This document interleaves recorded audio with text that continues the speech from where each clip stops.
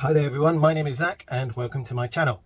Amongst other things, I'm a reenactor and a jouster, and recently I've been watching some videos by Matt talking about the pros and cons of Brigandines and Cuirasses, and I just wanted to add something in because I've been doing some research for another video that might be pertinent to the topic.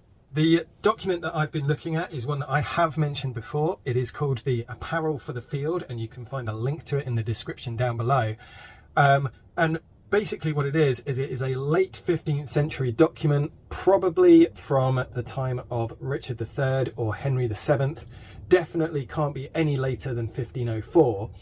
And the document itself is listing the expectations of what a medieval knight should be bringing to battle. Now, why is this important to the Cuirass versus Brigandine debate? Well, when it comes to medieval knights, and we're specifically talking about the nobility rather than the man-at-arms style, we sometimes have an issue in that we have these ideas that come from Hollywood or Game of Thrones and things, of these hedge knights who don't have a huge amount of money and are just scraping stuff together. But when we actually look at the documents pertaining to knights in the late 15th century for sure, we can see that knights are actually incredibly rich, and talking about a poor knight is a bit like talking about a poor millionaire. The two things don't really go together.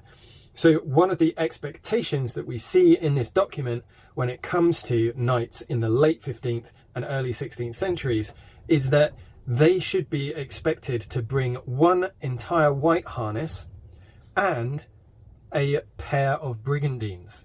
Now, when it comes to medieval writing, a pair means a group, not just pair as in two that we use it nowadays. And a pair of brigandines is what is usually referred to as what we would call a brigandine. So all of the plates attached to a fabric outer layer. So the idea here is that a knight, when he's going on campaign, shouldn't just have one harness of armor and that's it, but they are expected to have the option. So whenever they go on campaign, they're expected to have both with them. I would imagine that this is very similar to the later 16th century, where we start seeing garnitures of armor being used. But if anyone has more information about why this might be, and if we have any writings from the period saying what the brigandine is used for as opposed to the cuirass, yeah, then I'd be really interested in reading those documents. But what we see in the 16th century, so later on, is we see garnitures being made that have breastplates that are more articulated for use in light cavalry work, and then a heavier placard goes over the top of that articulated breastplate for when they're being used as heavy cavalry.